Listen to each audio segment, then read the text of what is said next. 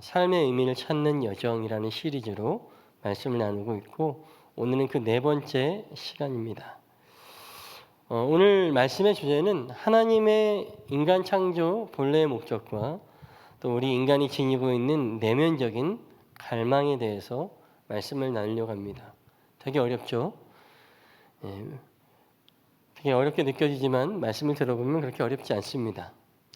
우리는 앞서 말씀의 시간을 통해서 믿음이란 무엇인지에 대해서 그리고 우리가 믿는 신은 소통하는 신이시고 그분이 바로 하나님이시고 먼저 우리를 찾아와 주시고 다가와 주시고 심지어는 그리스도 예수의 모습으로 이 땅에 오셨던 예수님에 대해서 말씀하셨습니다. 그리고 그분은 우리를 전적으로 사랑하시고 우리에게 삶의 의미, 우리를 지으신 목적을 알게 하셔서 우리 인생의 본래의 행복을 찾게 해주신다라고 우리 지난 시간까지 함께 말씀을 나누었습니다. 따라서 하나님의 창조를 받은 사람들은 참 행복을 추구하게 되어 있습니다. 왜냐하면 우리는 그렇게 지어진 사람들이기 때문에 그렇습니다. 또 특별히 우리가 함께 우리 본문의 마지막 말씀은 이렇게 이야기하고 있죠. 이 백성은 나를 위하라고 내가 지은 백성이다. 우리 각 사람들은 창조의 목적이 분명한데 여러 가지의 목적이 있겠지만 가장 확실한 목적은 하나님을 위해서 우리가 지어졌다라고 하는 것입니다. 그리고 하나님은 우리를 어떤 소모품처럼 사용하시기를 원하시는 것이 아니라 우리와 동행하고 교제하고 함께 동거하기를 원하십니다. 그런 삶의 의미를 가지고 우리는 지음을 받았습니다. 그래서 오늘 본격적으로 그러면 하나님께서 우리 인간에게 가장 알려주고 싶어 하시는 가장 핵심 진리는 무엇인가? 왜 하나님이 우리와 소통하고자 하셨을까? 진리에 대한 말씀을 좀 나누려고 합니다. 그리고 이 진리는 성경이라고 하는 좋은 매체가 있지만 성경은 방대한 내용 때문에 우리가 그것을 놓치고 있는 경우가 많이 있죠. 좀 더 심플하게 단순하게 우리가 하나님이 우리에게 말씀하고자 우리에게 원하시는 그 진리는 무엇인지 함께 말씀을 나누고자 합니다. 중요한 것은 하나님께서 이 세상을 지으실 때 나를 어떻게 지으시고 이 세상을 어떻게 지으셨는지, 그런데 현재 우리가 살고 있으면서 내가 살고 있는 세상에서 내가 나를 느끼는 것과 내가 느끼는 세상은 하나님이 지으신 창조와 얼마나 괴리가 있는지, 거리가 있는지 좀 생각해 볼 수 있어야 되겠습니다. 그래서 하나님의 원래 창조를 회복하기 위해서 하나님은 이 문제를 어떻게 해결해 나가실지, 또 우리 인간은 하나님의 회복에 어떻게 반응할 수 있을지를 생각해야 됩니다. 자, 그래서 첫 번째로 하나님이 이 세상과 우리를 지으신 원래의 계획을 아는 것이 중요해요. 성경에서 말씀하는 것처럼 인간은 우연히 존재하는 것이 아니라 하나님의 놀라운 계획으로 이 백성은 나를 위해서 지었다라고 성경은 말씀하고 있습니다. 인간만이 모든 창조물 중에 가장 독특하고 뛰어나게, 즉 하나님의 형상을 따라 지음받았습니다. 왜 그러실까요? 이 하나님의 원래 계획을 우리 인간과 관련된 네 가지의 관계로 풀 수 있습니다. 간단합니다. 먼저는 하나님과 우리와의 관계, 또 나와 내 자신과의 관계, 이웃과의 관계, 세상과의 관계입니다. 이렇게 이 네 가지의 관계로 하나님이 우리를 지으신 목적에 대해서 우리가 생각해 볼 수 있다고 하는 거예요. 인간은 어떻게 지어졌습니까? 하나님의 형상을 따라 지으신 이유가 무엇일까요? 하나님은 우리와 교제하기를 원하십니다. 소통하기를 원하시고 함께 대화하시기를 원하십니다. 요새 유튜브나 이런 영화 리뷰 이런 영상들 많이 있잖아요. 그런 영상들을 보면 꽤 그 미래에 대한 이야기들을 디스토피아라고 하는데 미래에 대해서 비관적으로 바라보는 그런 영화들에 대해서 리뷰가 많이 올라오더라고요. 대부분 그 영화 중에 대부분이 세상에 나 혼자 살아남은 거야. 핵폭탄이 터져서 다 죽고 나 혼자 살아남는, 또는 좀비 바이러스가 창궐해서 다 좀비가 되고 나만 사람인, 뭐 이런 설정들이 많이 있더라고요. 거기에서 그 사람들은 혼자 살아남은 사람들은 궁극적인 외로움을 갖고 있습니다. 누군가 대화하고 누군가 이야기하고 싶은데 교제할 수 없으니까 외로움을 느끼죠. 하나님은 외로움을 느끼시는 분은 아니시지만 그러나 하나님은 우리와 인격적인 교제를 하기 원하셔서 인간을 지으실 때 하나님의 형상을 따라 지으셨고 우리와 대화하고 우리와 뜻을 나누고 우리와 소통하기를 원하신다라고 하는 것입니다. 그래서 인간에게 이성을 주신 거예요. 근데 우리는 우리가 받은 이성을 하나님과 소통하기 위해서 받은 이성인데 우리 마음대로 우리 멋대로 사용할 때가 많이 있죠. 인격적인 존재라고 하는 것은 하나님과 사랑을 주고받을 수 있고 하나님의 마음을 헤아릴 수 있고 하나님의 마음에 반응하고 하나님을 기쁘게도 슬프게도 할 수 있는 그런 존재라고 하는 거예요. 성경에 보면은 성령을 근심하게 하지 말라라고 하는 말씀도 있어요. 우리는 하나님을 근심하게도 할 수 있는 대단한 존재입니다. 왜 인간을 이렇게 대단하게 지으셨을까요? 계속해서 하나님을 근심하게 만들기 위해서요? 아니요. 하나님의 자녀로서 표현이 이상하지만 하나님과 동등하게 교제하기 위해서 우리를 특별하게 지으셨다라고 하는 것입니다. 우리의 삶의 인생의 존재에 대해서 삶의 의미에 대해서 이것이 분명하지 않으면 우리 인생의 의미를 찾는 데 있어서 좀 어려움이 있겠죠. 바로 이것이 기독교에서 가장 핵심적이고 첫 출발점이 되는 진리예요. 하나님은 우리와 소통하고 교제하기 위해서 우리를 지으셨다. 하나님이 인간을 당신의 형상을 따라 인격적으로 지으시고 사랑하는 관계, 인격적인 관계를 맺고자 하셨다라고 하는 것입니다. 그래서 성경에서 종종 하나님은 우리에게 내가 너의 하나님이다라고 또 말씀하시지만 우리는 하나님을 아버지라고 부를 수 있는 거예요. 단순히 신과 인간의 관계가 아니라 하나님은 우리를 자녀 또 교제하는 존재가 되기를 원하십니다. 우리는 하나님의 사랑에 반응하도록 지어진 존재인 것을 깨닫는 우리 모두가 되시길 바랍니다. 여러분 화분, 여기도 화분이 있는데 집에서 혹시 화분 같은 거 심어본 적 있으세요? 저희 아버지는 그 손이 생명을 창조하는 손 같아요. 길가에 주워온 풀도 저희 집만 데리고 오면 왕성한 풀이 돼서 감당을 할 수 없을 정도로 잘 자랍니다. 저의 손은 사망이 그리워진 손이죠. 아무튼 멀쩡한 화분이 들어와도 저의 손을 거치면 다 죽어나갑니다. 그런데 우리는 하나님의 사랑에 반응하도록 지어졌어요. 그 식물이 마치 햇빛에 반응해서 광합성을 하고 꽃피고 열매 맺는 것처럼 우리 인간은 하나님의 사랑, 그분과의 관계에 반응해서 우리 인생의 선한 열매들이 맺어진다라고 하는 거예요. 내 인생 가운데 내 삶에 왜 선한 열매가 맺어지지 않습니까? 라고 혹시 궁금함이 있는 분들은 삶을 한번 다시 돌이켜 보십시오. 내가 하나님과의 진정한 관계를 맺고 있는지, 하나님과의 만남을 갖고 있는지.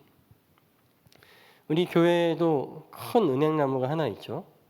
근데 그 은행나무에서 열매가 맺힌 거를 제가 본 적은 없는 것 같아요. 여기 있으면서. 왜 그럴까요?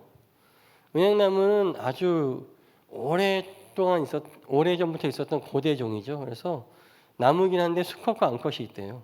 근데 여기 수컷인지 암컷인지 모르겠지만 짝이 없는 거죠. 만남이 없으니까 열매가 맺어지지 않는 겁니다. 무슨 말입니까? 우리 인간의 인생도 선한 열매, 우리 인생의 열매를 맺기 위해서는 하나님을 만나고 하나님의 양분을 공급받아야 된다고 하는 거예요. 그래야 열매가 맺어지죠. 그래서 우리는 하나님과의 관계가 무엇보다도 중요합니다. 또 두 번째로 사람은 자기 자신을 사랑해야만 하는 존재로 지어졌습니다. 예수님께서는 하나님을 사랑하고 내 이웃을 내 몸과 같이 사랑하라고 말씀하셨어요. 내 몸과 같이 사랑하라고 하는 이 말씀에 이웃을 사랑하기 전에 네 몸을 어떻게 사랑하는지에 대한 방법을 알아야 된다라고 가르쳐주고 있습니다. 내가 내 자신을 사랑하지 못하는데 어떻게 남을 사랑할 수 있겠습니까? 자기 자신을 진정 사랑할 줄 아는 사람만이 이웃을 사랑할 수 있다고 하는 거예요. 제가 청소년기에 저 개인에 대한 불만이 굉장히 많았습니다. 그래서 거울을 보면 짜증나고 아무튼 저의 존재에 대해서 굉장히 회의적이었어요. 우리 여기 청소년이 한 명 있는데 제가 청소년 때 예전에 한번 말씀 때 나눈 적도 있었는데 자살을 기도한 적도 있었습니다. 살고 싶지 않아서. 그래서 그러면서도 계속 신앙생활을 하는데 이웃을 사랑하라, 하나님이 너를 사랑하신다, 이런 것들이 현실적으로 와닿지 않는 거예요. 왜 와닿지 않냐면 내가 내 자신을 사랑하지 않기 때문에 내 스스로를 사람이 가장 잘 사랑할 수 있는 게 바로 나 자신인데 하물며 그게 이기적이라 할지라도 근데 나 스스로를 만족하지 못하고 사랑하지 못하니까 그 어떤 사랑도 느껴지지 않는 겁니다. 심지어는 하나님의 사랑도 나 스스로의 사랑도 나 스스로도 사랑을 못하니까 누구를 사랑할 수 있겠어요? 여러분, 나 자신을 사랑하는 것은 굉장히 중요한 일입니다. 나의 존재를 스스로 인정하고 요새 사람들이 성형수술 많이 하잖아요. 그것이 어떤 상처나 흉터를 가리기 위한 것이 아니라 그냥 내 얼굴이 마음에 안 들어서 이것은 나 자신을 사랑하지 못하는 거죠. 누군가는 나를 계속 예쁘게 가꾸고 자꾸 모양을 바꾸는 것이 나를 사랑한다라고 표현할 수 있겠지만 그것은 본인 스스로에 대해서 인정하지 못하고 본인 그 자아를 사랑하지 못하는 발로가 자꾸 성형을 하게 되는 거죠. 혹시 성형한 분 계시면 죄송합니다. 근데 나 자신을 스스로 사랑할 수 있어야 된다고 하는 거예요. 그래야 거기서부터 하나님의 사랑을 깨닫게 되고 또 내 이웃을 주님이 말씀하신 것처럼 내 몸과 같이 사랑할 수도 있는 것입니다. 그러면 어떻게 이런 것이 가능합니까? 어떻게 나 자신을 사랑할 수 있습니까? 중요한 것은요. 다시 원점으로 돌아가서 하나님의 사랑을 깨닫는 거예요. 우리는 누군가에게 무조건적인 사랑, 전적인 신뢰와 헌신, 사랑을 받을 때 스스로 자존감이 높아집니다. 제가 초등학교 때, 유치원 때, 초등학교 때 저는 완전히 소위 요새 말로 하면 관종이었습니다. 저희 둘째 아들이 저와 거의 비슷한 길을 걷고 있는데 왜냐하면 엄마 아빠가 저를 너무 사랑하니까 세상에 두려운 게 없었어요. 교회 와서도 막 돌아다녔어요. 예배 시간에. 막 돌아다녀서 심지어는 제가 그걸 아직도 기억합니다. 그때가 이제 유치원 졸업할 때쯤이었는데 성탄절 예배 때 가운데 복도를 계속 왔다 갔다 했어요. 거룩하게 말씀을 전하시던 목사님이 참지 못하고 나가 이 자식아! 한마디 하셨어요. 말씀 중에. 그 정도로. 그래서 제가 목사가 됐나 봅니다. 근데 그만큼 부모의 사랑을 전적으로 받으니까 뭘 해도 자신감이 있고 뭘 해도 즐거웠어요. 우리는 하나님의 그런 사랑을 느끼고 깨닫고 받아야 됩니다. 내가 어떤 상황, 어떤 처지에 있다 할지라도 심지어는 나를 낳아주신 부모님들도 나에 대해서 됐어, 네 인생 네가 알아서 살아 라고 포기한다 할지라도 결코 우리를 포기하지 않는 한 분이 계시는데 그분이 바로 하나님이시라고 하는 것을 깨달아야 돼요. 그 하나님의 전적인 사랑을 깨닫고 비록 내 부모가 나를 버린다 할지라도 하나님만은 나를 버리지 않는다는 것을 깨닫는 사람은 자기 자신에 대해서 인정할 수 있고 사랑할 수 있습니다. 하나님이 사랑하시겠다는데 하나님이 그 존재를 나같이 연약한 존재를 사랑하시겠다는데 누가 이 사랑을 막을 수 있겠습니까? 사랑하는 여러분, 하나님의 사랑, 그 사랑을 찾고 구하시는 우리 모두가 되시길 바랍니다. 그리고 나는 선언하세요. 누가 뭐래도 나는 하나님의 전적인 사랑을 받고 있는 존재라고. 그것을 깨닫기 시작할 때에 비로소 나에 대한 편견이 깨지고 나에 대한 불만이 깨지고 나 스스로를 인정하고 사랑할 수 있게 됩니다. 그때 비로소 주님이 말씀하신 것처럼 네가 너를 사랑하는 것처럼 남들도 사랑할 수 있게 되는 거죠.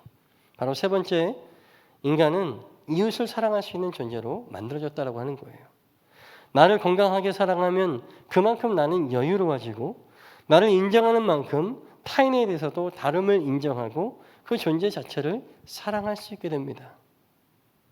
하나님께서 나를 인정하시고 사랑하는 것처럼 나도 하나님이 나를 이렇게 사랑하시니까 나만 사랑하신 것도 아니고 저 인간도 사랑하니까 내가 저 사람을 인정하고 받아들여야 되지. 그를 사랑할 수 있게 되는 거죠. 인간은 본성적으로 누군가에게 무조건적인 사랑을 받을 때 나도 그렇게 사랑하고 싶어 합니다. 나를 있는 그대로 수용해 주실 때에 나도 그렇게 누군가를 수용하기를 원하게 되는 것이죠. 따라서 하나님의 사랑 굉장히 중요하지만 특별히 우리 부모님들이 자녀를 사랑할 때에 하나님의 사랑을 부모의 사랑을 통해서 배우게 해 주셔야 된다고 하는 거죠.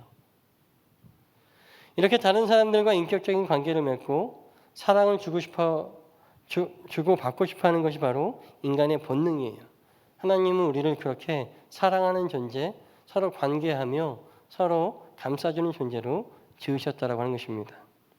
마지막으로 이렇게 하나님의 사랑과 나 스스로의 사랑, 이웃을 사랑할 수 있는 사람은 세상까지도 바라보며 사랑할 수 있게 됩니다. 내가 너무 사랑하는 하나님이 지으신 이 피조물이잖아요. 하나님은 우리로 하여금 이 세상을 사랑하고 경영하도록 하셨어요. 땅을 정복하라, 다스리라고 말씀하셨습니다. 근데 사람들이 오해하는 게 정복해, 다스려, 부셔, 파버려, 깨버려 이렇게 생각하죠. 근데 우리는 하나님을 닮아야 되잖아요. 하나님의 형상을 닮아야 되잖아요. 우리가 하나님께서 우리에게 땅을 정복하고 다스리라고 하셨던 것은 우리 인간의 마음대로 부시고 깨뜨려 버리는 것이 아니라 하나님이 우리를 다스리는 것처럼 이 땅도 이 세상도 우리가 그렇게 다스리고 경영해야 된다라고 하는 것입니다. 경영이라고 하는 것이 단순히 돈 버는 이야기를 하는 것이 아니죠. 잘 다스리고 꾸릴 수 있어야 된다라고 하는 거예요. 하나님의 다스림은 파괴와 변형이 아니라 창조와 생명이잖아요. 우리가 이 세상을 경영하는 것, 나의 삶, 내 이웃, 또 나아가서 이 하나님의 피조 세계를 경영하는 것은 내 판단과 사람의 방식이 아니라 하나님의 방식으로 다스려져야 합니다. 그래야 피조물이 창조된 본래의 가치가 최고로 나타날 수 있고 보호될 수 있고 발전될 수 있다라고 하는 것입니다. 그래서 한마디로 지금까지 드린 말씀을 정리하자면 하나님께서 세상을 창조하실 때 원래 가지고 계셨던 계획은 우리가 하나님의 무조건적인 사랑을 받아 누려야 됩니다. 그리고 자신을 있는 그대로 수용하고 마음이 평안해져서 내 자신을 있는 그대로 수용하니까 넉넉해지고 이웃도 사랑할 수 있고 이웃을 받아들이고 이웃과 아주 건강한 소통이 이루어지고 이런 관계 속에서 세상을 이롭게 창조와 생명으로 변화시켜서 더 멋지고 살기 좋은 곳으로 만드는 것이 우리의 삶의 목적, 하나님께서 우리를 지으신 우리의 삶의 의미라고 하는 것입니다. 사랑하는 여러분, 지금까지 말씀드린 것처럼 여러분들은 지금 그렇게 살고 계십니까? 하나님의 창조의 목적대로 살고 계세요? 하나님을 사랑하고 나 자신을 사랑하고 이웃을 사랑하며 이 세상도 아껴야지 그렇게 살고 있습니까? 오늘날 우리가 살고 있는 이 세계가 그렇습니까? 아니죠. 그렇게 사시는 분들도 노력하시는 분도 계시겠지만 전체적으로 봤을 때 오늘날 우리의 세상은 하나님이 지어주신 원래 창조가 깨져 있어요. 무엇 때문일까요? 영적으로 이야기하면 죄라고 말할 수 있겠죠. 죄의 또 다른 말은 무지입니다. 하나님에 대해서 우리가 알지 못하기 때문에 또는 하나님에 대해서 알고 싶어조차 하지 않기 때문에 그렇습니다. 하나님을 알고 싶어 하지 않으니 우리에게 무조건적인 사랑을 주시고 우리를 언제나 신뢰하시고 받아주시는 하나님의 사랑을 느끼지 못하는 거예요. 하나님과의 관계가 깨지고 하나님과의 사랑이 차단되기 시작하면 나 자신에 대한 사랑을 할 수도 없고 이웃을 사랑할 수도 없고 이 피조 세계조차도 돌볼 수 없는 지경에 이른다라고 하는 것입니다. 근본은 하나님과 우리와의 관계가 회복되는 거예요. 여러분 신앙생활을 하다 보면은 너무나 목사님들이 천편일률적으로 말씀을 전하실 때가 많아요. 제가 오늘 2부, 3부도 똑같은 얘기를 했죠. 예배로 나오십시오. 돌아오세요. 왜 그런 얘기를 할까요? 더 이렇게 방금 얘기했던 것처럼 4가지의 관계, 이웃과의 관계 여러 가지 다 얘기할 수 있지만 지금 그게 급한 게 아니거든요. 하나님과의 사랑이 먼저 하나님과의 관계가 회복돼야 그 다음 이야기를 진행할 수 있는 거예요. 근데 우리는 영적으로 무지한 죄를 짓고 있습니다. 무지해서 무지한 거면은 차라리 참아줄 수 있는데 하나님에 대해서 알고 싶어조차 하지 않습니다. 엊그제 우리 중고등부 수련회를 다녀왔는데 우리 중고등부 친구들이 얼마나 예쁘고 얼마나 정말 예배 태도가 너무 짱이에요. 찬양하면 뛰고, 또 말씀 전하면 이렇게 보통 저희 때 같으면 다 이제 찬양 신나게 뛰고 땀 다 빼고 말씀 전하실 때 벌러덩 누워 자고 이랬는데 애들이 눈이 초롱초롱하게 말씀을 다 듣고 있는 거예요. 근데 제가 함께 공부하는 어떤 전도사님 말씀을 들어보니까 중고등부 전도사님이신데 막 애들이 멀쩡히 있다가 말씀만 시작하면 애들이 막 존다는 거예요. 말씀만 시작하면 막 핸드폰을 보고 전혀 관심을 갖지 않는다는 거예요. 그래서 너무너무 고민을 갖더라고요. 하나님에 대해서 알기를 거부하는 겁니다. 하나님에 대해서 알고 싶어 하지도 않고, 물론 그 아이들에게 어떤 사람들이 어떻게 영향을 미쳤는지 모르겠으나 하나님에 대해서 알기 원하지 않는 것 자체가 심각한 죄악이라고 하는 것입니다. 우리는 이 무지의 늪에서, 무지의 덫에서 빠져나올 수 있어야 된다고 하는 것입니다. 하나님의 사랑을 느끼지 못하는데 어떻게 나 자신을 사랑할 수 있겠어요? 나 자신을 사랑하지 못하는데, 나도 나를 감당 못하는데 어떻게 내 이웃을 품을 수 있겠습니까? 점점 우리는 이기적이 돼갑니다. 하나님이 창조하신 피조 세계도 내 자손들이 사용해야 될 땅이란 개념보다는 지금 당장 내가 먹고 사는 게 중요해서 파괴하고 부십니다. 마음의 여유가 없죠. 방금 이렇게 얘기한 모든 관계가 깨어져 버린 삶의 근원은 무엇입니까?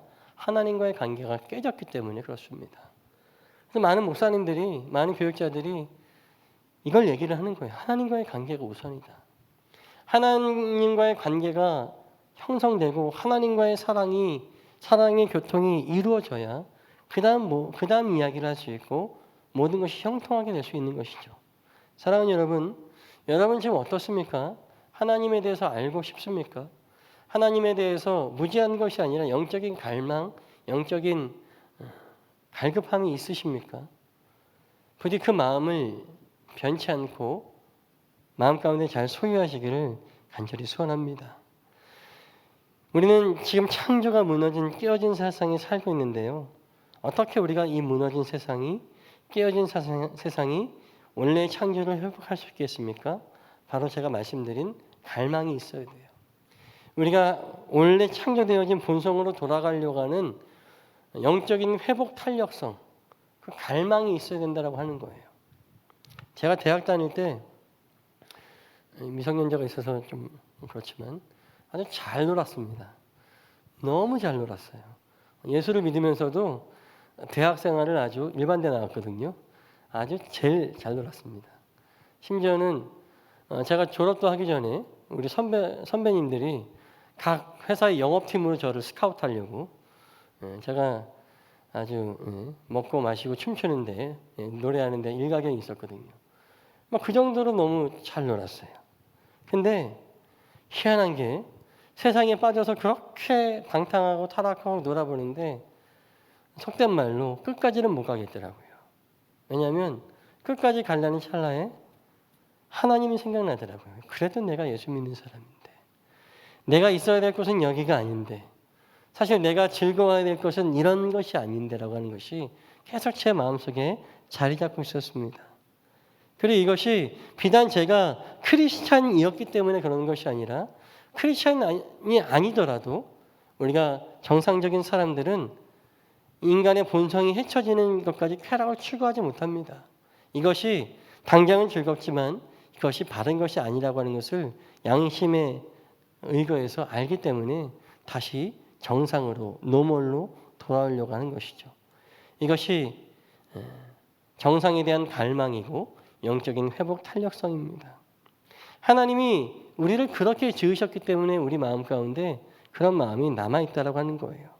그리고 우리는 이런 갈망, 정상으로 돌아오려고 하는 이 마음이 근본적으로는 하나님에 대한 갈망이라고 하는 것을 적어도 우리 크리스찬들은 깨달아야 됩니다. 말씀드린 것처럼 하나님과의 관계가 깨어지고 무너지면 나머지의 모든 관계가 무너진 내립니다. 거꾸로 얘기하면 하나님과의 관계 회복으로부터 시작해서 모든 관계가 회복할 수 있는 거죠. 여러분 그렇습니다. 하나님의 원래 창조를 회복할 수 있는 가장 중요한 지점은 먼저 우리가 하나님께 나아가고 그분의 사랑을 깨닫고 느끼고 내가 하나님의 전적인 사랑받기 위해 태어난 존재임을 깨닫는 것입니다. 여러분, 당신은 사랑받기 위해 태어난 사람 찬양 아시죠? 우리 어린 친구들은 잘 모르겠지만 정말 센세이션했어요. 그 노래가 처음 나왔을 때. 예수님을 믿든 믿지 않든, 또 종교가 불교이든 뭐 다른 종교이든 천도교이든 상관없어요. 대한민국 전국이 당신은 사랑받기 위해 태어난 사람 이 찬양으로 아주 난리가 났었습니다. 심지어는 제 친구가 대학 때 친한 친구가 불교 친구인데 그 친구는 당신은 사랑받기 위해가 찬불가인지 알고 있더라고요. 아니다고, 이거 CCM이다고. 서로 싸웠습니다. CCM이다, 찬불가다, 서로 자기 거라고. 근데 왜 온 국민이 이 찬양, 이 노래에, 이 찬양에 반응했을까요? 우리의 본성이 그것을 요청하기 때문이었습니다. 그래, 나는 사랑받기 위해 태어났어. 지금 나의 처지가 어떠한지 몰라도 내가 지금 이렇게 비루한 곳에 있어도 사실 나는 사랑받기 위해 태어난 존재야. 사랑받기 위해 태어난 존재일 거야 라고 하는 갈망들, 본성들이 있다고 하는 것입니다. 우리 믿는 사람들은 이것이 우리가 하나님을 향한 갈망, 하나님을 향한 갈망의 본성이라고 하는 것을 깨달아야 됩니다. 아, 나는 하나님의 사랑을 받기 위해 지음받은 존재이구나. 나는 사랑받고 사랑하기 위해 지음받은 존재인 것을 깨닫는 것이 중요하다고 하는 것이죠. 당신은 사랑받기 위해 이 찬양을 통해서 저는 정말 확실하게 증언할 수 있어요. 믿는 사람이든 믿지 않는 사람이든 하나님 사랑에 목마르다고 하는 것입니다. 사랑하는 여러분, 이제 말씀을 정리하려고 하는데요. 오늘 말씀을 통해 뭐 이런 얘기 저런 얘기 다 드렸지만 가장 여러분들에게 드리고 싶은 단 하나의 권면은 먼저 하나님께 나아가서 하나님을 갈망하십시오. 그분을 느끼며 그분의 사랑을 경험하십시오.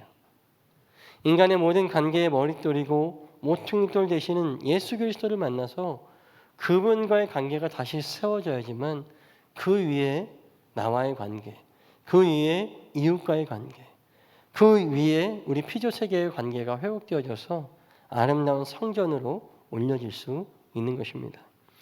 사랑하는 여러분, 진정한 삶의 의미가 어디에 있겠습니까? 바로 하나님께 있습니다. 다시 처음으로, 다시 주님께로 나아가시기를 바랍니다. 우리가 이 말씀의 시리즈가 삶의 의미를 찾는 여정이잖아요. 사실은 우리는 꼴대 앞에 있으면서, 정답 앞에 있으면서 이 이야기를 하는 것입니다. 결국 돌고 돌아서 결국은 하나님인 것을 알자라고 이 시리즈 설교를 하는 거예요. 진정한 삶의 의미는 하나님께 있습니다. 이곳에 진정한 삶의 의미, 참 행복, 참 사랑이 있는 줄 믿습니다. 우리 시간 함께 찬양하고 기도할 텐데요. 우리 찬양팀 나와주시고요. 주께 가까이 날 이끄소서, 주께 가까이 날 이끄소서. 내가 간절히 주님만을 원합니다. 내가 세상에 살면서 그 어떤 것으로 채워지지 않는 나의 공허한 마음은 하나님이 아니면 채워지지 않습니다.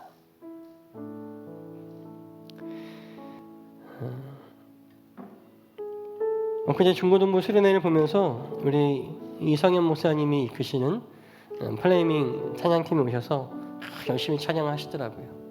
찬양하시면서 하시는 말씀이 이번 여름에 이번 우리 교회가 9번째 집회라고 하시는 거예요. 그러니까 애들이 와 이렇게 하는 거예요. 근데 그 이야기를 들으면서 제가 그 젊었을 때 찬양 사역하던 때도 기억이 나더라고요. 저도 한 여름 시즌에 15번 정도 했던 것 같아요. 한 주에 막 2번씩 월화수 수련회, 목금토 수련회 이렇게 갔던 것 같아요. 근데 그때 제가 느꼈던 게 막 하나님을 찬양하고 뛰고 연주하고 막 이랬는데 그러고 나서 내 마음이 너무 공허해요. 채워짐이 없더라고요. 나는 진짜 앞에 서서 너무 열심히 멋있게 막 했는데 다 끝나고 이 스테이지 무대에서 내려가면 그렇게 마음이 공허하더라고요. 저만 느끼는 줄 알았는데 다른 팀원들도 또 다른 팀의 그런 팀원들도 그런 걸 느낀다고 하더라고요. 내가 그렇게 열심히 한다고 해서 그게 채워지는 게 아닙니다. 그거는 나의 인간적인 갈망이죠. 누구 앞에서 뭔가를 해보고 싶은, 막 찾아가서 막 잘난 척하고 싶은 나의 갈망이죠. 그러나 우리 영혼의 갈망은 나의 갈망의 요청으로 채워지지 않는다라고 하는 거예요. 오히려 모든 것을 다 내려놓고 하나님 앞에 예배의 자리에 저 구탱이라도 조용히 앉아서 하나님께 집중했을 때에 채워지는 은혜가 더 크고 더 놀랍고 더 감사한 은혜입니다. 사랑하는 여러분, 일상의 예배를 통해서 여러분에게 주시는 은혜를 무시하지 마세요. 여러분, 밥 먹고 살잖아요. 한국 사람은 맨날 피자만 먹고 살 수 없잖아요. 특별한 어떤 것들이 좋게 느껴지지만 그러나 정작 우리가 먹어야 될 것은 한국 사람들은 밥을 먹어야 되잖아요. 우리 영적 생활도 마찬가지입니다. 때로 어떤 특별한 집회, 특별한 찬양 집회, 대단한 것이 많이 있어도 그게 중요한 것이 아니라 나의 일상의 예배, 내가 섬기는 나의 교회에서 내가 드리는 그 예배, 그 예배에서 주시는 은혜가 우리를 채우고 하나님에 대한 갈급을 해결하여 준다라고 하는 것입니다. 오늘 우리 예배 가운데 여러분을 다시 한번 초청합니다. 주께 가까이 나를 끌어주십시오. 나를 채워주시고 나를 만져주시고 하나님을 경험하게 해달라고 우리 함께 찬양하고 기도하겠습니다.